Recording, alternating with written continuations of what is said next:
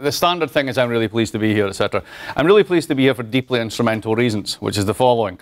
So Alan was just asking me about what I've been writing, and I talked about one book, but there's another one. I actually got money from Soros to do something. So I'm looking forward to putting out the following tweet that says, I am fully in the pay of George Soros.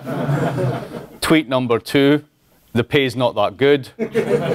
Tweet number 3, certainly not enough to replace you all with minorities. Ooh, was that funny? Was that fun? It's almost funny. It's just like, you know, it could appeal to different constituencies, that one. You can see how it goes. So the project that I got cash for is called R for Everyone. Now, I'm not the first person to think about this. In fact, there are people here who have thought about this a great deal. And that's kind of why I wanted to come, because I need a primer and all this stuff, and you lot are going to give it to me, which is great. So basically, the argument is, as you can probably guess, Piketty's R is greater than G. If the rate of return on G is either low or horribly skewed, why not focus on R? Because R basically has a 6% compounding across different asset classes, so it makes much more sense to give the 80% a 6% real return, rather than saying, why don't you save up a bit and stop buying avocados? Because that's just facetious and useless. Speaking of facetious and useless, we'll get started. Oh, there's facetious and useless. I mean, really, how on earth did we end up here? That's happening in real time now.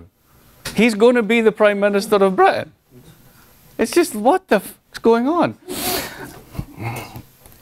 And of course, you know, the real puzzle for this one is, you know, you can think what you like about Europe. I'm a reasonable fan of the political project and a horrible critic of the monetary project, and you can have various positions on this. But the problem with Brexit, if you think about it, is it makes no sense, because the Brits had the best deal ever. Right? Exactly as it says there, they have this huge financial system that clears euros. Their currency sits as a unique little hedge between the dollar and the euro. They make tons of cash off of this. There are other things I can put in there. They're the largest money launderers in the world through their property markets. They get to veto whatever they didn't want, all the rest of it. You get free market access to 60% of your exports. And you were never going to join the euro, right? That was the key thing. So all the strictures of the fiscal compact and the semester and all this, none of that applied to these guys. So they had the best deal ever, and David Cameron decided to go negotiate a better deal than the best deal ever, and consequently had to have a referendum about it, which then they lost. So, you know, this is sort of really deserves to be explained. This is my favorite little slide, of course. That was the exit poll at 6 p.m. That was what was meant to happen. That's how badly wrong we were in that case. And this is the take home on this, which is they're not going anywhere. The shitty James Bond villain at the top is, of course, exactly, the Dutch populist, the Le Pen family business, the German elections. Of course, it's interesting now that what I noticed on this one, actually, when it came out, is if you add together the left and the Greens, it's way bigger than the AfD. And the AfD's vote share has actually stalled, and the Greens are now the biggest single party in Germany. So there's an interesting thing here, which is there is a left populism, which we're rather blind to. We just don't want to acknowledge it's the same phenomena. But it's there, and it's just as powerful. And of course, this is the Italian elections, and what you've got now is the decline of Five Star and the consolidation of La Lega. But there are lots of other examples. So, very simple. Oh, by the way, don't bother coming on Wednesday, because I'm going to be doing the same shit again, right? So you're getting it now. You're fine. Don't do it twice. So, trying to explain all this to people with how this happened when you're kind of a global macro person, I came up with this analogy. And it's more than an analogy, because one way of thinking about capitalist systems is that they are information processing devices. They are actually computers on a certain level. But I also mean this in a slightly different sense. So if you take this Apple laptop, if somebody had something different than an Apple, in universities it's a monoculture, all you ever have are Apple. Some people have other types of computers. If you drop them on the floor and you let them break into pieces, what you find is that there's all the same components, but they're all arranged slightly differently. So they've all got a motherboard, they've all got a processor, a memory, whatever, etc., etc. And capitalist economies are essentially very similar to this, in that market institutions are ubiquitous but universal, but also very similar. So the Americans have a labor market. It's enormous. It's highly flexible and highly restricted depending on which bit you look at. The German labor market is very, very different. Germans have a capital market, but 50% of their firms don't list on any exchanges. Most of it comes through retained earnings, and there's still very high family ownership of businesses. So these things are different at the level of hardware, even if ultimately what they're doing, the information processing task, is the same. That being said, the way that I think about economic ideas, something that I've written a lot about, is that's the software that runs the system. And an interesting way to think about it is if you have the institutions of Swedish social democracy circa 1970 with Rehn-Meidner institutions and wage earners funds, you simply cannot put American libertarian software on top of that and run it. Right? You can't do that. There's an execution error. It's not going to work. So with that in mind, with market institutions of the hardware, economic ideas of the software, how did we get here is a very long story. So I want to talk about three computers on a global macro sense. The one that basically solved the information problem for the period from 1870 to World War I. Why there was no one between basically World War I and World War II. What happens after World War II, version 2.0, and then what happens in the 1980s till 2008, which is a telling date for version 3.0. So the first one's the gold standard. So I've got here policy target. What I really mean by that is, what's the problem to be solved? And the problem to be solved is capital mobility without inflation. The basic problem with the gold standard with open capital accounts and current accounts is you've got a world where for the first time steamships and other technological advances make global trade possible on a scale you haven't seen before. A great example of this is Argentina. Argentina was worthless until about 1870s. When steamships could reach them, the pampas could be opened up to cattle, and then you could slaughter them on site and then basically export them to the core, and the leading families in Argentina made an absolute killing, which retained its structure all the way through the 1930s and eventually brought them Peronism, a form of populism, right? So the problem to be solved there is if I swap real goods for bits of paper, how do I know that the bits of paper have anything backing them, such that you're not just handing me bits of paper, and when I try and buy something else with those bits of paper, it turns out they're just bits of paper. So it needs to be backed by gold. It has to have something there that limits the supply of that currency, because otherwise there's inflation and thus destruction of the value of the currency.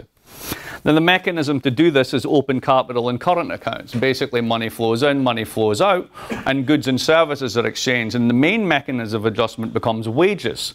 That is to say, wages inflate or deflate depending on where you are in terms of the trade cycle and the financial cycle. So basically, you all know this, right? Do I need to explain this? Do I need to explain how this works? Yeah? All right. So imagine there's two economies in the world, just two. So you've got the Germans, let's say it's the Germans and the Americans. One of them makes Apple computers, one of them makes BMWs. So the Americans decide to go on a tear and buy nothing but BMWs. Well, when they do that, the Germans are exporting exporting goods through the current account. We're importing them. But the correspondence for that is the capital account has to shift out money.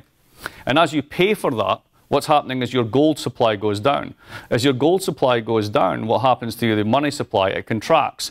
So your money supply contracts at the same time as you're importing more. What's going to happen to wages? They've got to fall to accommodate the money supply. Conversely, the Germans are importing bits of paper. Now, they can use that to buy other stuff, but more importantly, their gold supply is going up, which means that they're basically inflating their money supply, which means there's more money for wages, which means people consume more.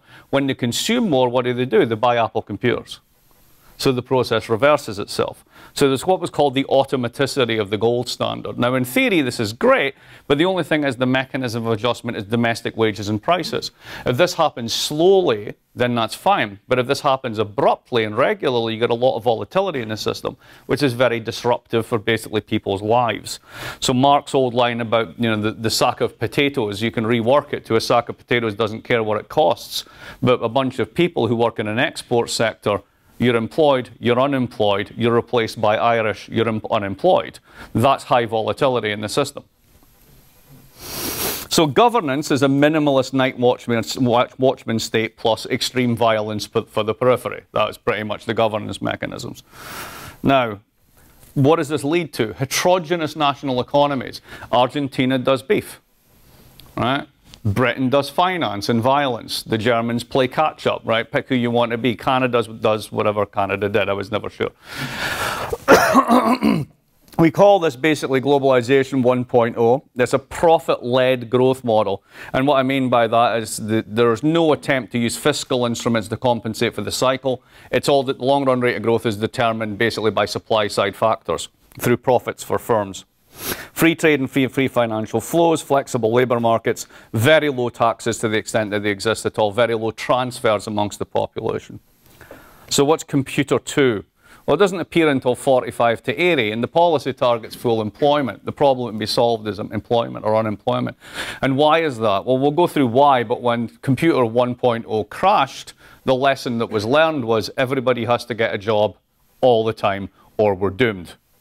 Because that was the lesson of the Great Depression, fascism, and the turn towards communism in Europe. So how do you do this? You restore the world economy with US dollars. The United States in 1945 is 50% of global trade and 60% of global capital. This is, by the way, and I just want to mention this, this is why the argument the United States needed the periphery because it needed to make those sales is really not what was going on. When you're 60% of world finance and 50% of global trade, what other people are doing is irrelevant. They need you to sell them stuff so that they need to be able to sell stuff to you so you can hold dollars. It's the other way around from what we commonly imagine it. So how do you do this? You have open current accounts for trade, so you can basically sell people stuff and then they can buy things from you and then they can hold dollars. But you close off capital accounts. You do not allow finance to do what it wants. There's no big financial markets, there's no derivatives, there's no currency trades, because again in the 1920s and 30s, these things were seen to be part of the problem that brought the system down. So you heavily regulate finance. There was a great piece in The Economist magazine in 1947 talking about what Bretton Woods was trying to achieve. And they had a great line that says, what is licensed are things that you can buy, sell, and drop on your foot that lead to jobs and expand welfare. Finance doesn't do that. And that was very much the thinking of the day. And then the governance in this is quasi-cooperative welfare states rather than minimalist night watchman states. Because the way that you create full employment is you force capitalists to invest at home because you can't ship your money abroad. So you get a high rate of domestic investment. When you do that, you can insist that you pay high wages and bargain with big labour. If you're on the other side of that trade as business, how do you manage to sustain that? You have to invest a lot in productivity. Because only if you can pay for those wage increases with productivity do you maintain your profit share. So you get this virtuous circle whereby high demand leads to high wages, which can be paid for by productivity increases, which leads to a high rate of investment, which feeds the whole thing, which only works if you're in a closed economy and you don't let finance play finance games. The result is rather than heterogeneous, homogeneous national economies. The economies of the 40s, 50s, and 60s basically looked the same by and large. They made the same stuff. Everybody made cars. Everybody made their own pharmaceuticals. Everybody had big farming subsidies. The EU was simply the consolidation of that on a sort of a slightly bigger scale. It wasn't heterogeneous specialization in global supply chains, which is what you got, although you never call it that, under the First Order. Highly restricted financial markets, the domestic correlates of which are COLA contracts, cost of living adjustment contracts, and various forms of corporatism. And what that leads to, as I just said there, is wage-led growth through workers and aggregate demand and fiscal policy rather than through profit-led growth through firms. So a very different underlying mechanism for how you get growth in the system. High taxes and transfers, which is part of the steering mechanism for keeping that form of capitalism going, and the construction of local economy cartels. That is to say, French national champions, British Rail, British Telecom, keeping the commanding heights of industry in sort of democratic control, or at least under the control of national capital, because that was the steering mechanism to make sure that you got these things working reasonably well. A really interesting thing about this period, nobody knows the name of the person who runs the central bank. Nobody knows who McChesney Martin was, right? It's very important, you do, right, but a few people do. But that was not a figure who was important in politics or in the public consciousness. So computer number 3 is the one we grew up with, right? So from 1980 to 2008, the target's price stability. We'll get to why that was in a minute. What was the problem? Controlling inflation and restoring the value of capital. I'll get to that in a minute. The mechanism, maximal global integration and open financial markets. And I'll explain why in a second, just running through this quickly to get to the meat of it. And governance is globalist, welfare state residualist. That is to say, multilateral agreements up to the WTO, out to the EU, down to the Scottish Parliament. Parliaments basically have given up monetary policy. They govern and compete more effectively over less and less governance. So if you think about the Great Moderation period, what did Parliament in the United Kingdom actually do? They sat around tweeting about who was the most outraged about paedophilia. That was pretty much what the role of Parliament was reduced to. What did this look? Again, very much like 1.0. You get this globalization of heterogeneous economies where there's a global division of labour.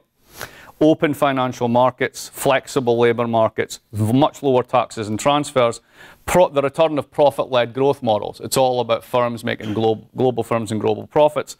The end of local economy protections and cartels. No more national champions, privatization of state assets run down in a public asset book. And a key one is everyone knows the name of the person who ran the central bank. Because Alan Greenspan became the most important person in the economy. And the person actually nominally in charge of the treasury, you had no idea what their name was. So I ran through that last one quickly because I'm going to now walk through the mechanisms of each of them. So if you can stay with me on this. There's a little sort of graphic on deflation. Why it's a problem, because deflation is basically endemic to a gold standard. If every piece of currency has to have metallic backing, your global rate of growth has to be the rate at which you can go mining. So if you have a technological boom, as there were lots of in the 1870s through the 1910s, then you can't adjust the money supply. So what has to happen is things become more expensive relative to the available money supply, which squeezes wage earners. But it also means that to make more profits, what do you have to do? You have to push down on wages. So what happens? Follow it through at any particular point. You've got smaller cash flow and profits for companies. That leads to a reduction in production, leads to increased unemployment. That gives less spending on goods and services. You get to an oversupply of goods and services relative to market demand. And then you wait for prices to fall. When prices fall, that sends a signal to business not to do new investment because you're making less money than before. And thus it continues. So gold standard arrangements are inherently deflationary. One might add the EMU arrangements are very similar. So again, the wages are the main channel of adjustment. So when you're stuck in a deflationary spiral, the way that you try to retain your profit share, this is Marx, right? Marx was dead on about this, right? You squeeze labor. That's who basically gets the hit on the system. Now, at state level, what do you do? And this is what France specialized in the 1920s, is if there's a fixed supply of gold and trade is collapsing and you don't want your economy to do badly, what do? You try and steal all the gold. So you get gold hoarding. But when you hoard that gold, it's not actually part of the global money supply. So it makes the problem even worse. Then they have World War I, which is rather incompatible with openness in trade, to say the least.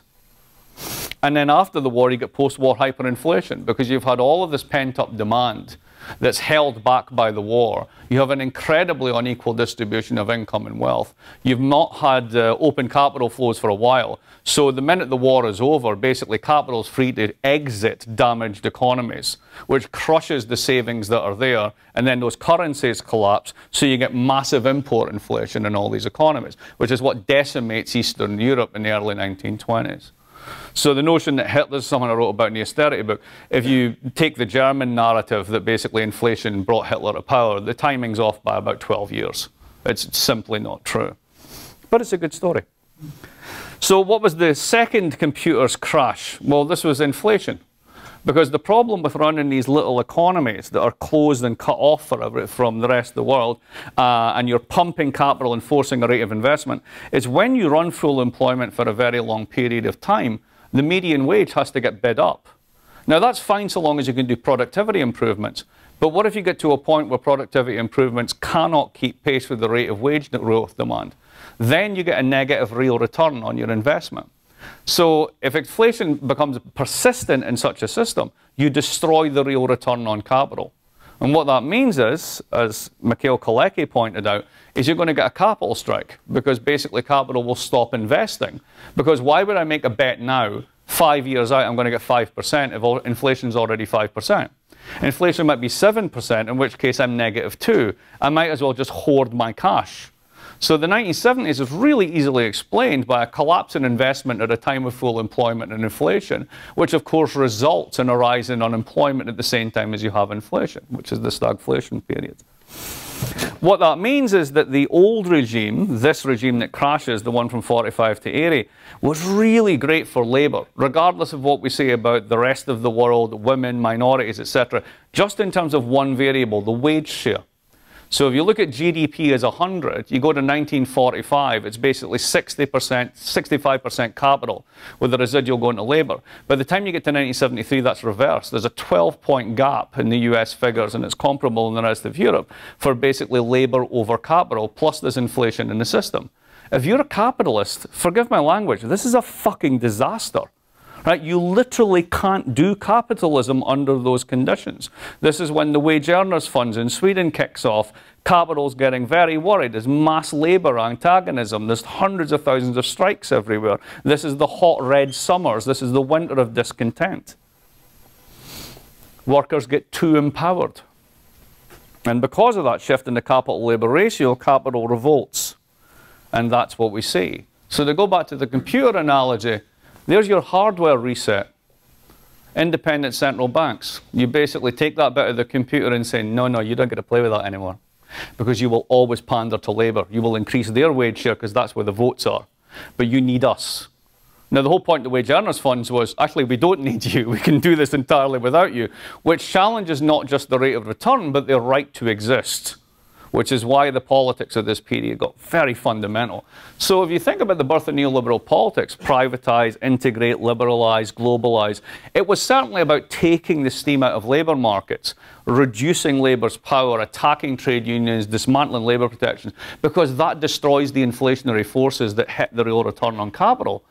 But it's also a massive software reset for a highly reconfigured form of capitalism, which is now going global through supply chains, which is running along the IT revolution, which is letting capital be free for the first time in 60 years so it can find its highest rate of return. And if you do what Paul Volcker did, the chairman of the Federal Reserve back in 80-81, he jacks up interest rates to 16%.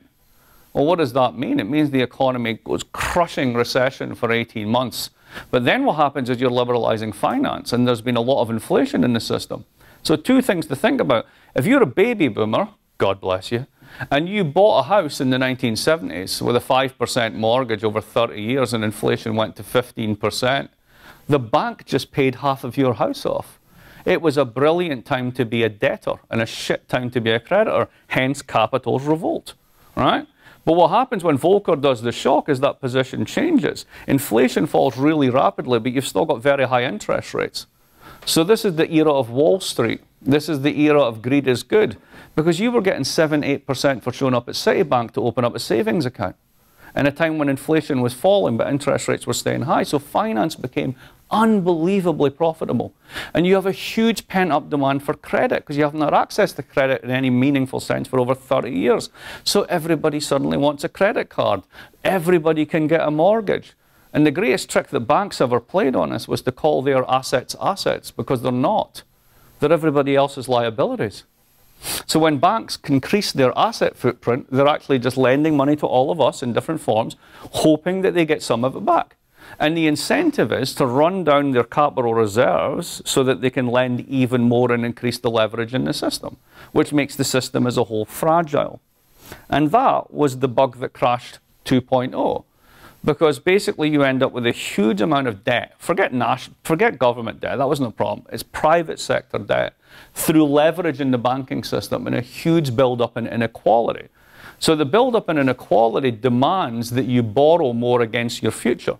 And that's perfectly reasonable so long as you expect your future to have higher wages than in the past. But what happens if you enter a period of wage stagnation, which you're going to get in this system because there's no way for labour to push on and claim a higher share of national income? Then you're just taking on debts on top of debts. Now, if you're a banker and you know that the wages aren't going to rise, but you've got all those debts out there, which you call assets, which are really liabilities, how do you keep that liquid? You do what Minsky calls Ponzi finance. You throw more money after it. So you get to the period in 2004, 2005, when you opened your door and you couldn't come in because there were credit card offers all over the floor, where everybody was treating their house as a HELOC. They were basically using it as a financial asset rather than a place to live. So that system had to crash. These numbers, by the way, if you have a look up there, this is how big bank leverage to GDP got. So Iceland, like, have you been to Iceland? It's lovely. It's one town with like 150,000 people in it, and the rest of the country is 150,000 people. They had 8.5 billion in GDP and 10 times that in bank assets. Right? The Brits had 400% of GDP when you add up those numbers. Even the Germans, Deutsche Bank, 86% of GDP in one bank, which on an average Tuesday ran operational leverage of 66 to 1. Which basically meant they had a 2% asset cushion for all the stuff they had out there, which meant a 2% turn against their loan book meant they were insolvent and thus would destroy the German state. Right? So what the Allies didn't manage in World War II, Deutsche Bank could have pulled off in an average Tuesday. So this is an incredibly tightly coupled, globalized, highly levered financial system. Now, in the 1970s, when it wasn't working for capital, there was a political revolution. There was a system reset, a hardware rewrite, and a hardware modification. This time around, there was no such thing. Because the hardware mod, sending it to the central banks, what did we do? We said, hey, central bankers, please save us. Now, their whole thing is, we don't do inflation. Their whole thing is, we're the guardians of sound money. But they also are the clients of the financial sector. So when they discovered that the entire thing was going to go down, they used public finances to basically bloat their balance sheet. Those blue lines are basically all the shit on the bank's balance sheets that they were going to go to zero and crush them. And you take it out and you swap it for loans and you cover it up with lots of fancy names and acronyms, but essentially that's liquidity support for the banking sector. Federal Reserve, Euro system through the whole crisis period. So there's no system reset. There's no hardware mod this time. And the problem with that is you create a pressure cooker. Because what you've had underlying all this is this lack of wage growth, a huge build-up in private sector debt, a massive amount of fragility, in a system whereby capital has the whip hand and labour has no right and no skill and no bargaining power. Think Anderson's book for the reading that we've had today, right? So this acts as a giant volatility constraint. There's no system reset. And the problem with volatility constraints is eventually the steam has to come out. So there's no new software written. There's none installed because what we have is incompatible with the reality that we actually live with. This causes a decade-long recession in Southern Europe, massive wage stagnation, continuing wage stagnation in the United States. You rack up very, very high debts into the system. And populists are essentially shitty code writers. They're trying to write new forms of software. Think about all the Bitcoin enthusiasts. What are they trying to do? They know they can't actually mod the hardware, but they can do a hack which writes new software which allows them to bypass all this bullshit.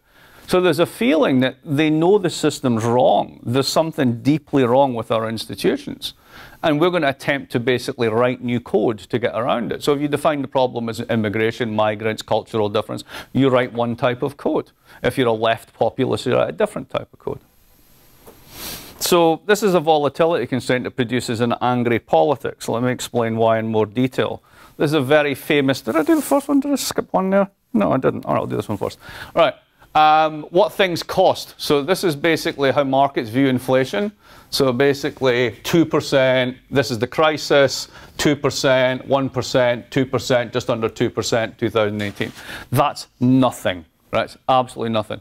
Here's American costs. Everything has gone up by 40% over the more or less period in 2001. Medical care has gone up 80%. Education's gone up 120%. So you basically have a bunch of technocrats telling us there's no inflation in the system, and this is the stuff that people have to buy. That would piss me off too. Here's the second one, productivity versus compensation. Remember I said that that second regime ended in the 70s? Boom. All the way in that first regime, what you have is productivity and wages going together exactly as I described. You pay for higher wages with productivity increases, which allows you to cycle back and continue to pay the wages, until basically capital defects because of labour strife and the shift in the profit share, which peaks, as I'll show you in a minute, in 1973. So hourly compensation stagnates, but productivity goes up. That gap is just another way of measuring the inequality gap. Because that's the returns to capital, that's the returns to labour. This is the labour share of income in the United States. Peaks, guess when? 1973. A lot of vol going through the 70s, going down, then there's the tech stock bubble from 97 to 2001, and then it's just systematically down. all the way. And what have you got here? You have 58% going from 65%. So that 12, 13-point gap, let's think about what that is. Let's just call it 10%, just for make it the math simple, right? The US economy is $18 trillion. So that's a $1.8 trillion shift. Now, 95% of Americans work for wages. They get W-2s. 5% get the returns from capital. So that 1.2, 90% of it has gone to just 5% of the population. And the skew within that is an 80-20 Pareto split. So essentially, it really has gone to the 1%, the top 1%. That's another way of measuring that same split between productivity and compensation. You see this in the story on incomes locally. This is the actual real wage gains over the period from 79 to 2016. Unless you're in the top, basically from 60 to 80 or 80 to 100, you got nothing. And negative at the bottom. You've actually lost money in real terms since 1979. And it's been stagnation, 3.41%. It's nothing, right? Even the middle classes, it's gone up 10% in like 30 years. But if you're in the top, you've done very nicely indeed. And globally, we see this. We were talking about this at lunch. Has globalization helped the emerging economies? Absolutely it has. Here's global income. Poorest person in the world, richest person in the world. Real income growth over time. What you see here is China. 80% of this is China, and China coming at the global economy. So very poor economy that does very well over time. But look what happens here, the squeezed bottom. This is the income group from the 60th to the 90th in the global percentile. What have you got there? That's basically the working and middle classes of US and Western Europe. They actually have a decline in real wages because essentially China makes some money. That's it. It's a global redistribution. Well, why does that happen? Liberalize, integrate, privatize, globalize. It's flows. It's got to happen. And what you see here is, look what's going on here. This is the 99th, 99.9th, 99.99. It's all gone there. The top 1% captures 27% of total growth. The bottom 50% get 12%. So even though globalization has benefited everyone, it's been massively asymmetric in the benefits. And again, we see this here. I mean, this is the returns just for Canada, the United States, and Western Europe. It's flat until you get basically to the 90th percentile. And then it's exponential when you get to the 99.99. All the money really did go to the top. So how do people keep going when wages aren't growing? A great little slide here. The green line is basically broad money. This tracks GDP growth, right? This is bank assets to GDP. That's exactly the same as the productivity gap, because it's its inverse. Because when you're not getting those productivity gains as wages, what are you doing? You're borrowing. That's it. So my favorite advertising campaign from the insanity of the noughties. Citibank had an advertising campaign called Live Richly. Let's think about that for a minute, folks, right? This isn't go home and save up and buy yourself a treat. It's just live richly, because we will give you a credit funnel because we're in the period of Ponzi finance. We have already lent out so much shit that we need to just keep lending to keep the whole thing afloat. That's what was open a cravings account. I mean, come on, seriously?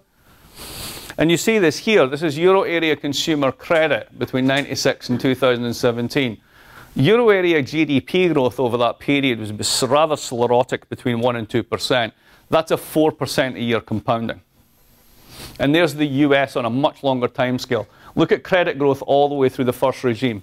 Very, very small. And then the minute that regime ends, boom, that's the returns to finance. That's massive profitability with high real interest rates, and everybody has to borrow because your wages aren't growing. What happens when you bail all this out? Here's the big surprise that nobody wants to talk about in the economics profession. Where the f*** is all the inflation? Because you dumped 20% of the global money supply into the global money supply to save the financial system, and there's no inflation anywhere as traditionally measured. Now, you can get into the whole thing about what's the measurement, is it real consumption goods? But here's the thing, healthcare prices in the United States were going up long before they did this. Education prices in the US have nothing to do with global prices and everything to do with the status competition amongst elites. So that's not explained by this. But the anomaly is you've got very low inflation despite these enormous monetary shocks. right? Milton was wrong. It cannot be always and everywhere a monetary phenomena. And it wasn't. Kalecki was right. It was about labour. And once labour loses its ability to push on its demands in the form of higher wages against the capital share, why would you have inflation? Plus, you've globalised the pool of capital. How do you crowd out the globe? By definition, it's impossible. And then the other one is the austerity put. So this is just hilarious. The funny one is, we've got to stop government spending. They're spending like drunken sailors. Really? Let's have a look. So here's the Americans between 1995 and 2000.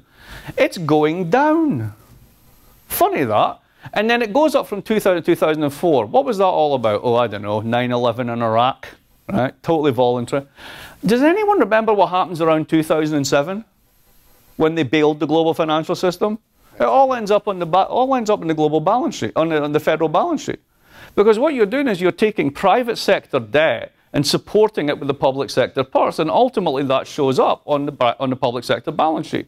So this is George Osborne saying we've been spending too much, blah, blah, blah. You're spending too much. You're bailing out the assets of the top 1%. That's what you were doing. And that's where it shows up, in massive public debt.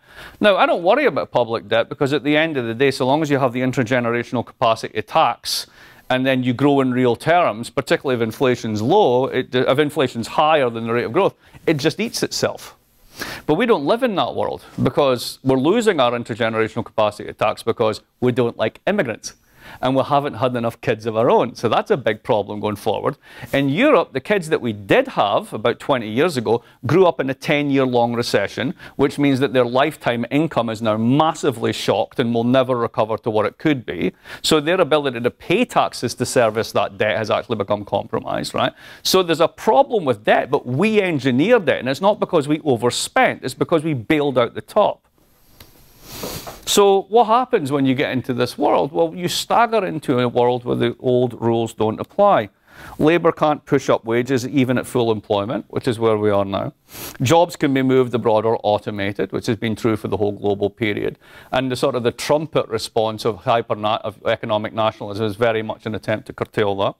Unions are absent or powerless to do anything about this, and immigrant labour gets politicised. Now, here's the other story, though. We don't notice this, but it's also true in product markets. It's not just labour markets. Capital got the short end of the stick as well. So if you think about this, you know, everybody's got one of these things, right? This is a supercomputer. The price of this in real terms in comparison to what it was 10 years ago is nothing. There's not just ruthless deflation in labour markets, there's ruthless deflation in product markets. This stuff is cheap as chips in comparison to what it was and how much it would cost. So you've had incredible competitive dynamics in most sectors, and globalization has augmented that by making margins razor thin. So the only way the companies make money in this game is, guess what? Volume. You've got to keep playing that game, otherwise you get crushed. What that means is the incentive is to do anything except push up prices on the capital side. And product markets have seen this ruthless deflation for 25 years. And then you burn all this by having shareholder ideology and short-term valuations, which means that even if you do want to do longer investment or raise wages, if you do, some activist shareholder will jump on the board with 2% of the shares, fire the whole C-suite, and you're back to square one. Who's this? Dennett. I think it's creepy when people have the same look as their idol. It's like David Harvey with Marx. It's just, you shouldn't be allowed to do that. It's very weird. Dennett called evolution Darwin's universal asset. I think that was the claim, that essentially the minute you start thinking in evolutionary terms, you see it everywhere, and suddenly you can have an evolutionary explanation of everything, whether it's warranted or not. I think neoliberalism is a universal asset. First of all, it attacks the source of inflation. It eats through the profit cartels coming from labour in the 1970s and 80s.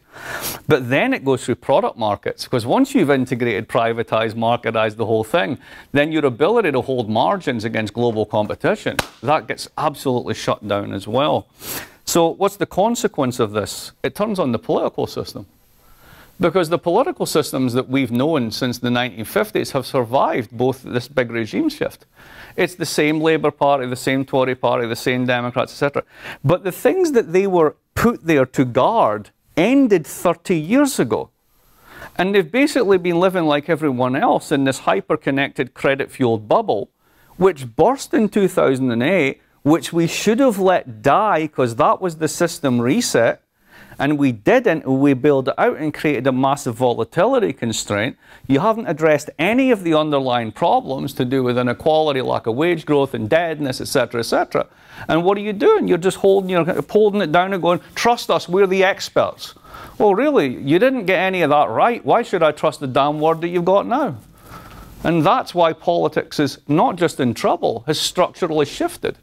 If you look at political systems across Europe in particular, they're gone. There is no such thing as a French party system anymore. Like, Macron's really interesting. He's a centrist populist. Right? He's a very odd character, right? Jeremy Corbyn is basically a leveraged buyout for the dead husk of New Labour. He's a left populist. The Tories are about to split themselves over Brexit. Spain now finally has a right-wing party, finally. The Italian party system's completely gone. Right? And we have Trump. So they're all gone. Labour markets, product markets, political markets. So what happens next? Well, there's a kind of depressing story, which I don't really believe is true, but I'll run through it. Growth becomes critically dependent on returns to finance. Finance is constrained by structurally low interest rates. Debt reduction is constrained by low inflation, but your debts can be rolled over. That's the good thing. You keep liquid because nobody wants to crash the system again. Sustained wage growth fails to materialize. Ever higher level of inequality and sharper urban-rural divides appear. Skill bias in labour markets accentuates, and the take-home is the bailed regime becomes politically unsustainable. Centre parties fail. Neo-nationalism becomes structural. Now, on one reading, and I think this is true, get used to the new normal. Populism is a feature, not a bug. And it's basically debts are too high, wages are too low to pay off the debt, and inflation's too low to eat the debt. If you're on the left, you basically blame capital and globalization. If you're on the right, you basically blame immigrants and globalization. As they say in Scotland, same shit, different smell. So to go back to the very beginning, how did we get here and why? The technical version of this is what's called either macroeconomic regimes or growth models. And I'm involved with a project with Lucio Baccaro and Jonas Pontus to sort of pull all this together. And basically the way we see these things is not as computers, but basically as what we call macroeconomic regimes, into which are embedded lots of local growth models. So if you think, for example, of the Germans, what do the Germans do? They export. That's the bit of GDP they tickle to get growth, right? What does France do? It stimulates public consumption. What do the Brits do? They do finance. We're back to a highly specialized world in which GDP growth is dependent on what everybody else does, but it's become so specialized it's fragile, and finance plays a huge part in liquidating the whole system. So each is a problem to solve, but doing so creates weaknesses that are exposed in moments of crisis. And this is nothing new. World War I showed the insustainability of a deflationary gold standard.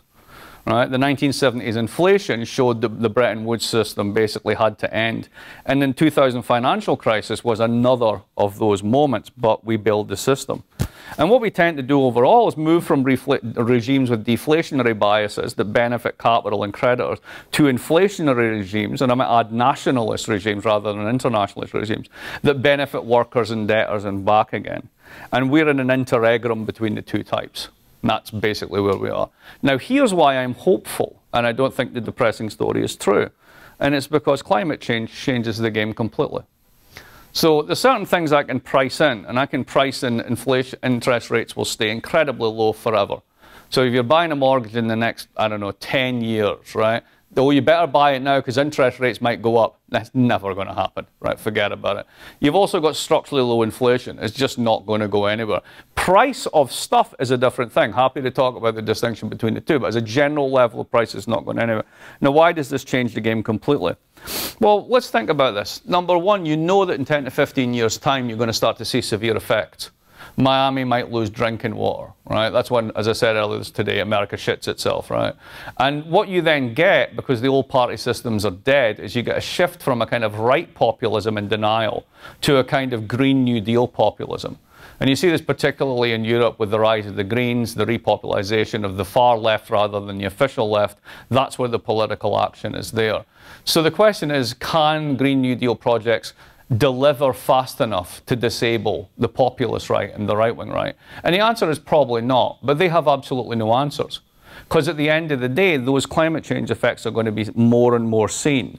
Eventually, the oil companies are going to have to do a mea culpa. and explain that climate change denial was entirely them and they paid for the whole fucking thing, which is massive on a legitimacy scale. So there's lots of structural stuff coming down that simply says that the right project has to collapse. Now, on a sort of liberty or libertarian viewpoint, I mean, this is terrible. This is massive state encroachment on a scale that we'll never have seen before. It's the libertarian nightmare, right? But the alternative is you're dead, because there is no individual solution to this. But there's an upside to nationalism, perhaps in a perverse way. So is going back to national economies and inflation economies bad for climate change adaptation? I don't think so. Right, so here's the problem. The 1990s and 2000s is all about global governance. So we can have Paris Accord and Paris Agreements, Paris targets. Everyone goes to Copenhagen and has canapes and drinks champagne and signs an agreement, goes home and does nothing. Right? Whereas you've got China. The food supply is compromised. They know they don't want to be dependent on oil imports because they don't have much. They know that coal is killing them. In 2016, China installed more fourth-generation solar than the United States has in total solar capacity in 1 year. So all I need to move the needle on this is I need the United States to flip to left populist, and I need China to continue to be China. And Europe's already doing this. And if you add those three spaces together, that's 80% of global consumption. That's what you need, just three. I don't need the agreement of 1,000 German princes. So in a way, this upside to this is actually kind of good. Global governance is not better for climate change because it encourages free riding. Everybody waits for everybody else to do it. National experiments are interesting. I like the way that China does a lot of its public policy making. So the idea is they're this terrible totalitarian state with brainwashing and control and all that sort of stuff. Yeah, they also have the highest rate of fiscal decentralization in the world. So around 80 cents on every dollar spent locally. Now you have to remember, when you're talking about spending locally in China, you're talking about spending in something the size of Copenhagen. Right? That's local expenditure.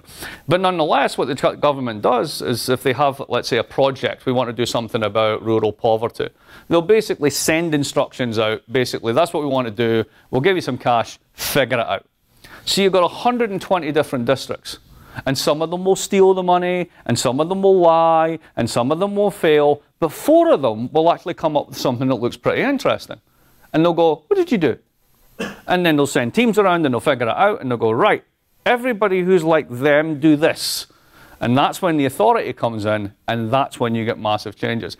Industrial upgrading in China, the whole China 2020, this comes from basically the analysis of what were called the second-tier industrial areas that didn't have the first big wave of foreign investment. So they weren't stuck at the bottom of the supply chain with the big FDI moves. They had to basically work with them on a completely different cooperative basis, which meant technology transfer was in at the beginning. That's where Huawei came from. Huawei was a family firm.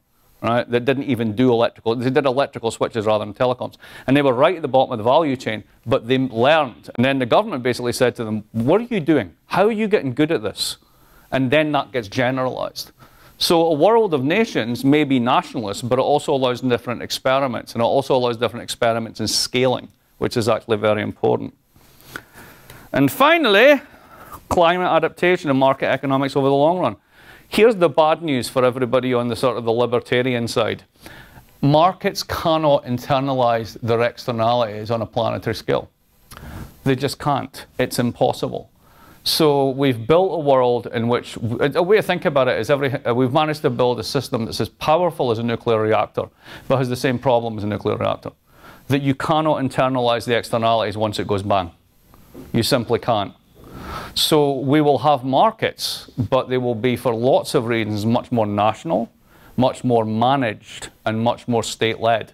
So it's not back to the Bretton Woods system of the Golden Age. It's going to be something completely different. But it's going to smell a lot more like that than what we've been used to in the recent past.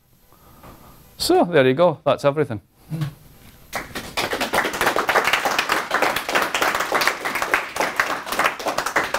Since I know some of your names, I'll take the cue. Let's start with Jorge. Thank you very much. I have 2 questions. The first one is, which role commodities are playing in this whole structural setting? Because you have something like gold, or even US currency that have become commodities on their own right. Absolutely. And metal were just closed a few days ago. This Swedish company that was literally destroying the Amazon because they were purchasing illegal gold from Peru and Brazil. So this has spiked the price of gold in 6 days. Right. And so there's that might have a problem for us to consider. How are we going to deal with commodities at that level? The second one is, when you talk about markets cannot internalize externalities at a global scale, I get that, but for example, the Chinese market, it's outsourcing their externalities. Like they are outsourcing their labor to the African continent, Right. where they are just building infrastructure that doesn't solve anybody, and they're just killing the Nigerians, the Ghanaians, etc. So is that the price, the kind of externalities that we just have to accept as the price for a reset of the software? So to take the second one, I mean, we just simply don't have another planet to ship our shit to, right? It's as simple as that. So, you know, you think of plastic pollution. We're just becoming aware of what 8.3 billion tons of plastic looks like. And it is literally everywhere. Now, we don't really know if it's deadly yet, but I don't know. The idea of breathing in microplastic 24/7, I'm not so sure it's a good idea. Maybe that's just me, right? So the point is, it's created these externalities that you simply can't internalize, right? The commodities one is very interesting. Commodities have always been a problem for commodity exporters, right? So the BRICS was based on a commodity exporter's fantasy. Right, so Brazil, put China out of this, right? And India was never part of it. What you were really talking about is Russia, who did oil, and Brazil, who did soybeans, right? And a few other things. So basically, the problem is you get super cycles. Because demand's going up, you invest in more production. The production gets cheaper, so there's more demand. But eventually, you get to a point where you've got too much supply, and it just goes bang. So the first order is it's really bad to be a commodity producer, right? Unless your commodity is the US dollar. Because if you're the global safe asset, everybody has to hold dollars. 60% of all commodities are priced in dollars. If you want to basically get imports, you can't use your own currency for 60% of shit. You need to earn some dollars first. Which means the United States is a printing press which allows it to behave phenomenally badly and still prosper. Right? So we could literally, forget Trump, we could have Lucifer run in the United States for 4 years. And it wouldn't really matter because there's somebody else on the other end of the trade who still has to buy dollars. So we get to massively misbehave because of this. So yeah, if you think in commodity terms, it certainly gives you leverage. But the problems are very different depending on what the commodity is. So, let me ask you about political systems and how they might look after the adjustments, or while the adjustments are made, or what they ought to look like to make the adjustment possible, more possible. That's a nice thing to say about China, which is not exactly, not a democracy. Seemingly interested in becoming one. And I was struck by your suggesting that the central government, the CP, is able to use the nation's regions as laboratories, see what works, find out what works, and impose that generally. It struck me that the United States for a long time considered itself to be a similar kind of family of 50 different experiments. One of the rationales for federalism, yeah, for states' rights, if you like, that, well, why impose a uniform set of solutions on a diverse country? Let's let the states experiment. I think it's safe to say that federalism and the United States political system more generally is on the point of failure for a number of reasons, a number of very scary reasons, and suggesting that we might as well have Satan running the country. A little bit of hyperbole on that one, but you get the point. Satan was always portrayed as a very suave and very intelligent person who didn't have to try to be right. Scary. The period, the sort of golden era here, or relatively nice era, 45, say the 70s. Yeah, at least labor-friendly. That's all it is. It's labor-friendly. A period in which, well, that, of course, the Cold War was going on, but there was, as it were, a global ideological struggle that turned on the theme, which system is more genuinely democratic?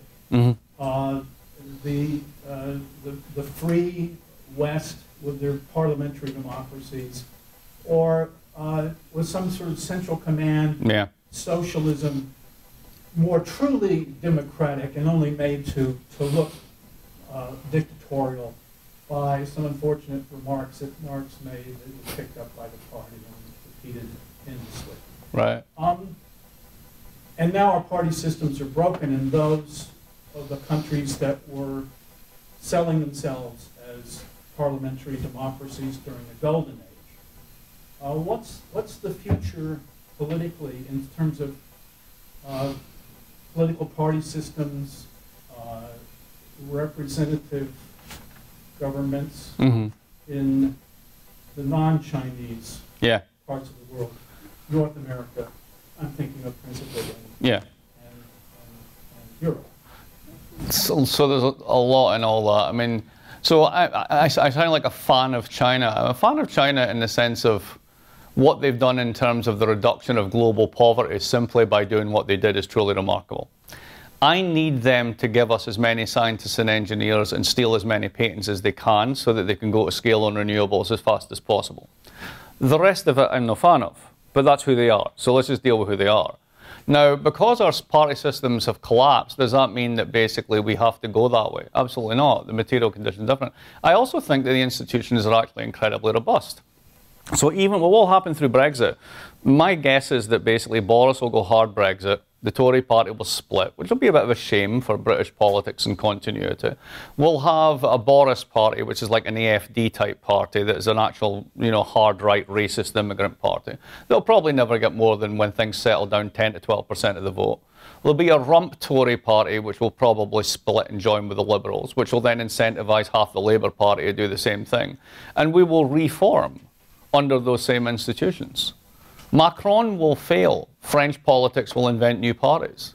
I mean, these are deep institutions. Rule of law, rule of contract is incredibly important. The most salutary lesson on China was in 2015, Xi opened up capital controls because the central bank and a few other people around the Politburo wanted to see if they could really internationalize the renminbi, if they could really make it into a global alternative. Well, the problem with that is you have to basically open up. And when you open up, nearly 1 trillion in domestic assets left the country, which basically says your entire investor class, given 2 minutes of a chance, would rather live in Vancouver than anywhere in China, as you know already, because they've all got bolt holes, right? So when that's your political economy, it's incredibly fragile, and it can only be run in a command and control manner. We don't have those problems. We've got problems, but they're not those problems. So I think those institutions survive, and what you end up with is a more volatile politics that reflects the moment and begins once again to reflect the actual concerns that people have, regardless of how they're expressed and whether those things offend us or not.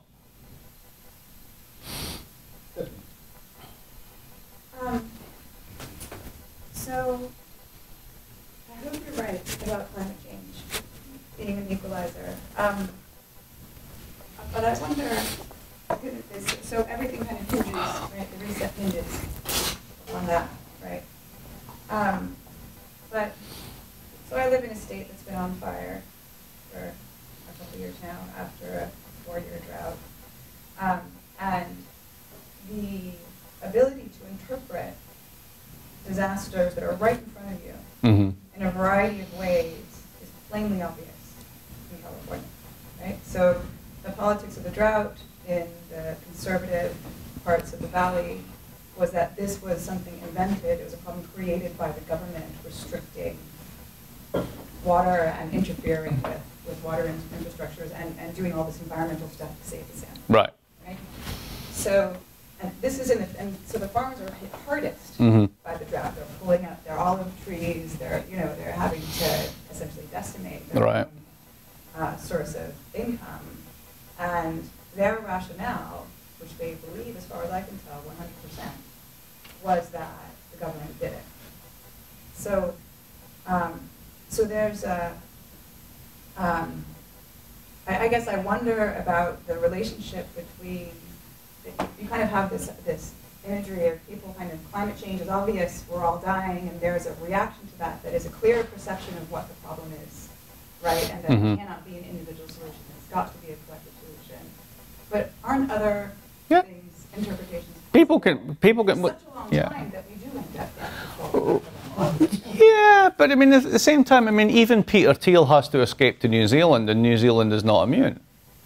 I mean, there is nowhere for them to go. Money is not an exit option. And, you know, if you look at the US data, it's got the highest degree of climate change skepticism. But if you really drill down and you look at the surveys amongst climate change skeptics, you know, most people have a sort of, you know, we know it's happening, but I'm not convinced it's man-made, which is a bit to say, you know, I know I trashed a house last night in that crazy party, but I don't really want to take responsibility for it, right? The hardcore deniers are, you know, it's a bought and paid for network. And one of the interesting, it's probably about 15% of the population, that's the highest in the OECD. So it means the vast majority of people actually do kind of get it, which is good. We spoke about this before. I mean, you know, the Exxon new lawsuit is California and New York and DC, the 3 district circuits that matter, making federal suits for disclosure against Exxon for climate change denial. I think that you probably need a critical event. For me, it's Miami losing drinking water, right? But if you also have the oil companies coming out in a multi-billion-dollar settlement for climate change denial, which will happen, part of which is a public mea culpa, that basically says, yeah, you know all the stuff from the Heartland Institute and it's really sunspots and all that, we just paid for that. It's just like big tobacco. It's all horseshit, right? Then at that point in time, if we have citizens, our democratic peers, who still refuse to believe anything, then we're doomed. That's it. I mean, that's entirely possible, right? But I don't believe people are systematically stupid because there's nowhere else to go. It's the great leveler. There's nowhere else to go. What are you going to do? Even if you don't believe it, the incentives all point in one way, right? I hope so too. Yeah, I have a friend who uses the phrase an economic way of thinking.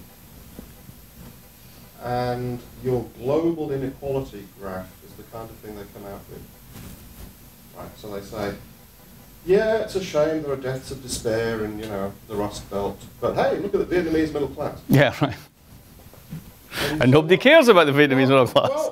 Well, it's an economic way of thinking. Just see a giant sea of well-being and see the whole aggregate grow while paying no attention at all to internal distribution. Totally.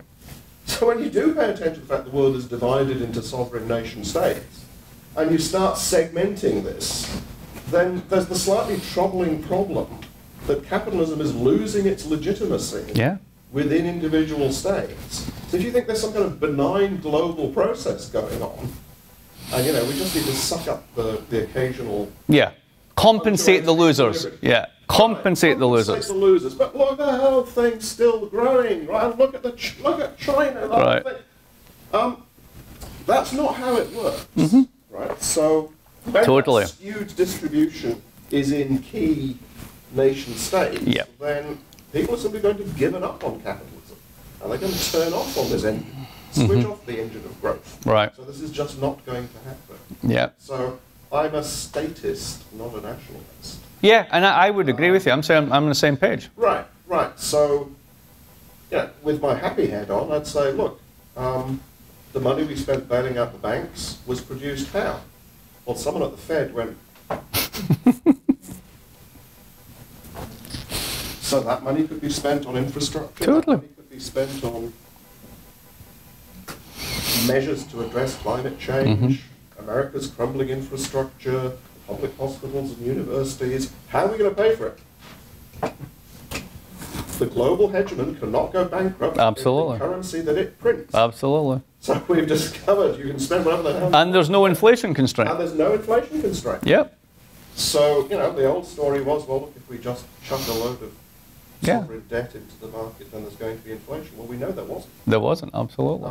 So we can keep pumping this stuff in until inflation becomes a problem. Right. And there's no sign that it's going to be. Absolutely. So with, you know, capital has had its day. As I say, 85% of the US economy is services. Labour's coming back. There is a genuine political concern that there needs to be a kind of system reset. Yeah. And austerity, there's a huge political prize for someone to say, austerity's over. I'm just going to keep printing dollars until That's what I thought Trump was going to do. Right. I thought he was going to turn into a Keynesian. Right. And suddenly realised he could unlimitedly print dollars and fund an infrastructure project that would bring, you know, huge public works, high level of employment to go with the happy shareholders. I thought this guy's in for a decade. No, he didn't. But the price is there. Absolutely. You know, bizarre. Younger generation of millennial socialists to go and grasp. Well, you know, the only person that might come close to this, and you can't really, this is MMT, modern monetary theory, you can't really do this in Britain because the inflation constraint is there because they have the pound rather than the dollar. So a devaluation, you import 2/3 of your food, you have a problem, right? But at the same time, Boris could basically, to win the election, go, right, I'm giving everybody a 20% tax cut. Which is pretty much what he just said. Right, exactly, right. But he can pay for it basically by running an enormous deficit because gilts won't move. They simply won't move. And because of that, he can do this. So in a sense, it's bizarre that like the right has more ability to run a kind of MMT type economy than the left does. And the left spends its whole time talking about it, whereas the right just does it. And they do it all the time. Well, I think that's what's definitely right. That somehow the left bought into this story. Who said that said voodoo economics. Who said that Reagan showed that deficits don't matter? It was what's his name? Vice Cheney. Yeah, it was Cheney. Yeah. Well known as for years. Yeah, absolutely. And particularly if you're the global hegemon. I mean, there's an exploitative constraint, though, in the United States doing exactly this, which is the following. If you were any other sovereign and you did this, it would be reflected in your exchange rate and it would be reflected in the value of your debt. Because there's no global reserve asset, you're essentially saying to the foreign holders of dollars, suck it up. But it's legitimate in the following sense. You could switch into any other asset and it wouldn't make any difference. Their yields aren't going to go anywhere anyway. So you'd have to really, really screw the Fed and the Treasury in order to move the US dollar and US dollar assets down enough that, let's say, German assets spiked. But if they did, there aren't enough of them to buy and they're already yielding negative, so why would you bother? So, I mean, it is absolutely true. China does MMT behind capital controls. The US kind of does it and could do a lot more because it's a hegemonic currency. That's it. Yeah. Thank you for that. Very interesting. I was part of the reading group last week, and I read one of your books, Great Transformation. Yeah. My teenage novella. I mean, these were things that I've been thinking the past several years, and you have done a very good job of putting it together in a sensible way. I was wondering whether you could expand on your thoughts that you were giving in response to an earlier question, where you seem to be fairly optimistic that the political institutions, at least, of the more robust liberal Western democracies, I'm assuming, the Western Europe and Northern Europe, you're fairly optimistic that whatever changes do come, those will remain largely intact at some point. And we needn't worry too much about those. I was just wondering, yes. Why? Basically, why? And also, is it not a concern of yours? I mean, I take it it's perhaps not much of a concern of yours that there's this growing, I mean, not growing perhaps, but several countries that were at least on the path of democratization, were democracies in some sense, are now switching over towards what is being termed or the liberal democracy. So I'm thinking Turkey. Yeah, Hungary, exactly, yeah. And these other countries, which admittedly are kind of on the periphery of these more robust democratic states, but nevertheless, is that not a worry, especially when you do have massive electoral victories on the part of parties like Lega in Italy? Yeah. So I'll give you an example. I'm sitting at a conference and someone's talking about doing interviews in Turkey. And whenever they do, they say, please turn off the camera or turn off the recorder. I'm happy to talk to you, but I can't put this on the record. I say, why not? Because if I tell you what I really think, I might lose my job. Now, I don't want to sound hysterical, but there are certain things that you can say in American universities that will cost you your job. Is it really that different?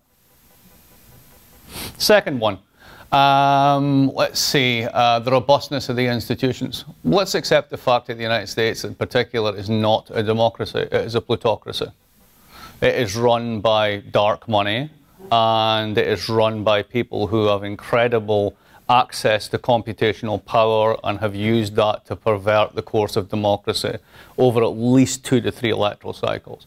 In 2006, I think it was, Citibank did a report called Plutonomy, which they were roundly criticised for, which if you go back and read is wonderfully accurate, which they then followed up with another one, I think, in 2009, where they went, this is wonderfully accurate. So the thing about money people is they can't afford to tell themselves too many lies because they'll lose money. So those tend to be the best faith estimates. That's why I read the Financial Times. You can't lie to the global money classes consistently and expect to survive if they're reading your paper. If you're reading, if you're selling the Sun or whatever, it's an entirely different prospect. Now, why is it I think that institutions are robust? What is it that China cannot supply when it comes to a global currency? It's not just the capital flight of its own citizens. It's the fact that it has no rule of law. It has no independent judiciary. It has no court system. And that stuff takes hundreds of years to evolve, and it's based upon precedent, and the build-up of jurisprudential knowledge, and deep-seated norms in society.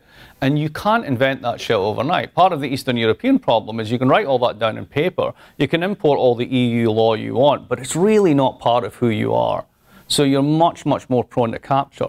So yeah, exactly. Serbia is the most wonderful example of this, right, from Milosevic onwards, absolutely, when Tito collapsed.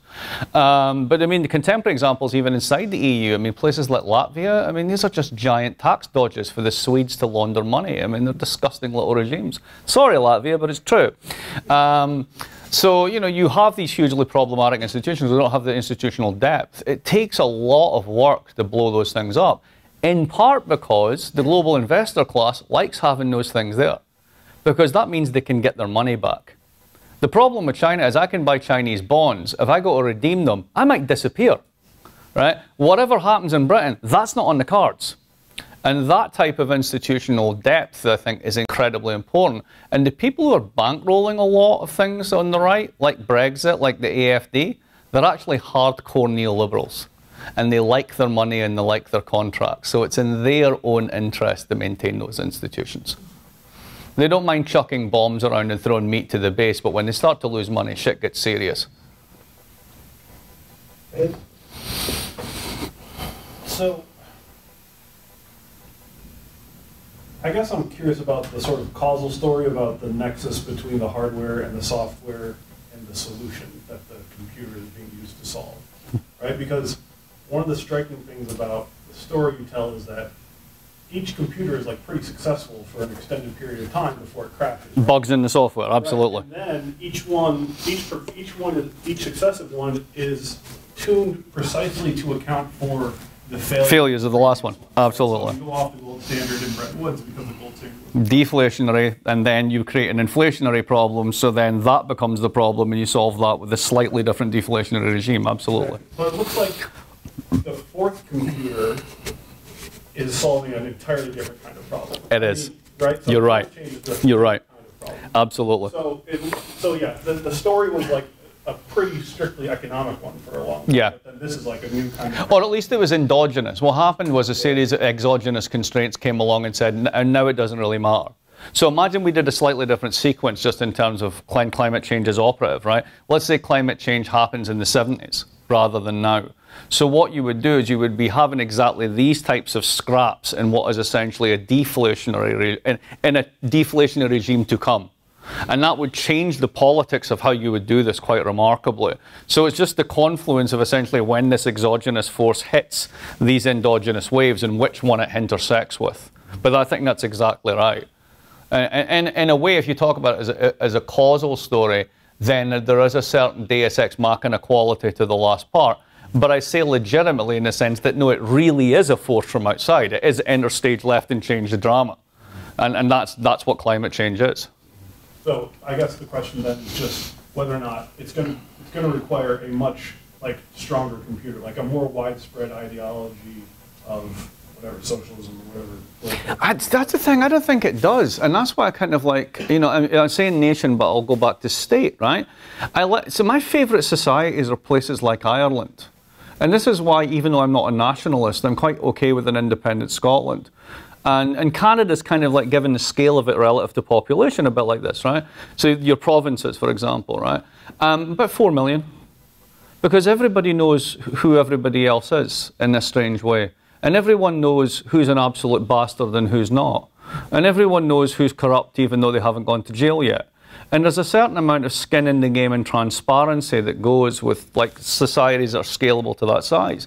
And another thing I'm really hopeful about at this moment is the technologies that, I mean, you know, the notion that we're going to go by 2050 to zero carbon is impossible, right? So there's going to be a cost. We just don't know how much of a cost it's going to be, even with maximal effort.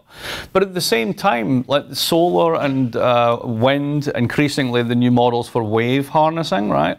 They're becoming way more efficient, right? Just on a simple consumer basis. A friend of mine showed up with a Model 3 Tesla. Now, whatever you think of Elon Musk, right? He's basically created an entire sector. So I got on this thing and drove it, and I was like, what's the mileage on this one? She's like 350. That's more than my Volvo, right?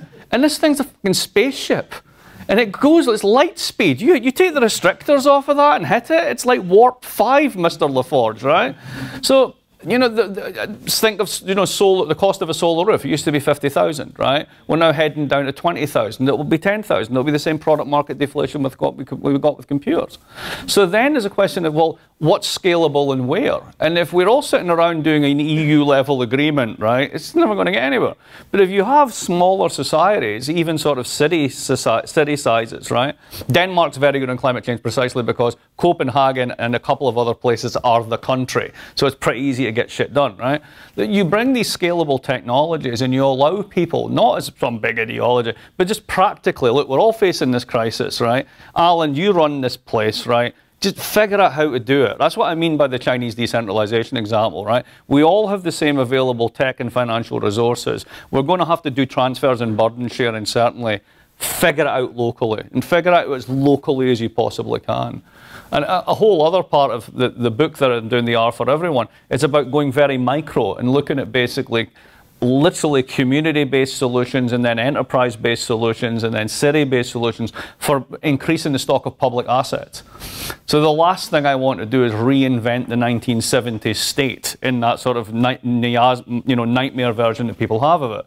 I think that the combination of sort of tech and sort of the way that politics are trending just allows more to happen at those lower levels. And then whatever works gets picked up because you're facing a crisis.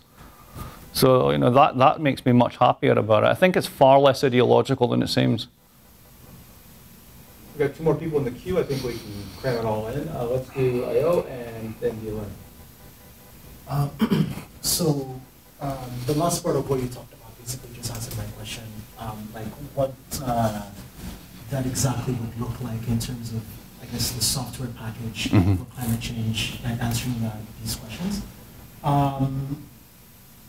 Just like related to that also, I guess would be in terms of like just general like global justice, because I can see how those like technologies can be implemented in like places in the West where you have there's like access to these technologies right. and so created and stuff. I'm thinking of places now like in Africa where there's this huge like technological like gap from them between them and the West. Absolutely. Right? And how they would be able to like deal with these questions. You also mentioned earlier about how in terms of a collective effort to come around and bringing this change, we're talking about how you really need just like a leftward like shift in the US and then China and then I don't remember what. And then the European Union. Yeah, to just come. That's 80% of global consumption. Yeah, yeah. My question was then how. Because I'm not really convinced by the idea of that radical leftist like shift. It doesn't have to be radical. I mean, it's already baked into the cake. I mean, what AOC calls the Green New Deal, the European Commission calls the stuff we have on the books. It's you know, this is the representation of the fact rather than the fact itself. Sorry to sound like Mary Poovey, but you know, that's pretty much what this is.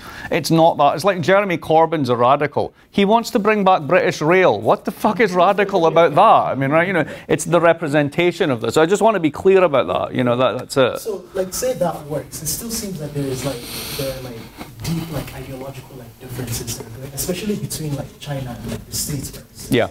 And like China seems to be going on their own path with their own Belt and Road, yeah. Initiative, right? Yeah. So like, given that, plus like questions of like global justice and how that would affect like the periphery. Right. I'm sort of like on that pessimistic side that there will be any sort of like realistic like collective effort to address these the climate change issue and even address other issues of like global justice and inequality that we see today. So take the global justice one. The global justice issues, the climate change issues that matter globally for global justice issues are actually not carbon. It's really sea level rise and it's biodiversity collapse, right? And also commodification of biodiversity. That's the really big ones. But there's also an upside to this to a certain extent. So think about a country like Nigeria, right? So this is a very large economy in Africa. It's going to become like, you know, in terms of population, United States size soon. It's a very, very large place. And they didn't, you know, those countries have not done much on carbon because for a long time they weren't industrialized, right? They don't have to go through all that. It's a bit like the phone system, right? You don't have to build copper wire and then go, fuck it, we'll have mobiles. You just go straight to mobiles, right? So as these other countries do all the stuff they can do, then there's the quote-unquote advantages of backwardness. I don't have to go through all that crap. I can just mimic that tech and take it. And if it's a planetary emergency, then you can bet you'll get it for free. Because I need you to do this, and it's not going to cost me anything because Alan's got a button, it just does this, and we're fine, right? So I think that it's the other issues rather than carbon that really speak to this. I mean, if you're in the Seychelles, you've got a problem, right? You know, sea level rise, rise in salinity, the silting up of the Nile, what that means for crops, youth unemployment in developing countries. These are the issues, and they're not all linked to carbon in that way. So that's what I'm thinking on that. What was your other one? Sorry. Because of the differences between like the States and China, and like China doing basically like its own thing. Yeah, but it doesn't matter because at the end of the day they still face the same constraints. So I mean, Belt and Road is really nothing more than, so the best way to think about Belt and Road is this. China exports stuff. Now, even though it's not as export dependent as it once was, its exports peaked as a ratio of GDP in 2008 and it's fallen by 10 percentage points. So people say it's not doing exports. And my point is yes, but over the past 10 years it's been growing at 7% a year. So the denominator's gotten so much bigger. So in terms of volume, even though it's 10% less, it actually exports more, right? So that's really, really important. What that means is it can't help but accumulate dollars. And what that means is licensing Trump to be bad to them. So they have a huge incentive to get off dollars. Now, how do you get off holding paper assets? You have to make real ones. Welcome to Belt and Road. So you're using the dollars to basically build the port in Djibouti, and whether it's a booby trap contract and you end up with a base or whatever, that's a different conversation. But they're building real assets, right? Now, anything at all that basically builds infrastructure which helps us deal with the larger issue. And China has the fact that their food supply is compromised, that their air is compromised, their water is compromised. Regardless of what the relationship with the US is, they're going to do something about this. The big one's India. That's the big one. So the whole globalization story with India is just basically horrible, right? So 80% of India still is on the $5 a day World Bank minimum threshold. All the globalization of Bangalore and the 200 million middle class hasn't touched them at all. The state of public services is appalling. Public health care is non-existent. Public health is non-existent. And their plan through Modi is to build something like 200 coal-burning power stations. So what they're doing is bribery. They're basically going to use that as an extortion point to extract resources from everyone else. So that's the tricky one. But I see no reason why countries, even the scale of Nigeria, as far as Africa is concerned, don't just make the technological leaps and go straight to the good stuff. Particularly as because they're becoming wealthier societies, and they're highly, the great thing about these African economies that are doing quite well is that they're really consumption-based. They're kind of wage-led regimes. Right? And that's actually really good for growth because you get finally a more egalitarian form of growth there, which is interesting. Deal with that, and then let's get up. Okay, I'll try to make this quick, maybe in terms of a comment in terms of a point that I found very surprising, or the movement about this. So if I think about Brexit or Trump or some of these nationalistic movements, the worry for me is that we're moving away from possibly moving toward a collective system that might solve really big problems like climate change or poverty or inequality or the migration crisis. And so this is where it comes surprising, but really your response is, well, we have these problems and it's not really the way to think about it is to go out. Is that right? Yeah.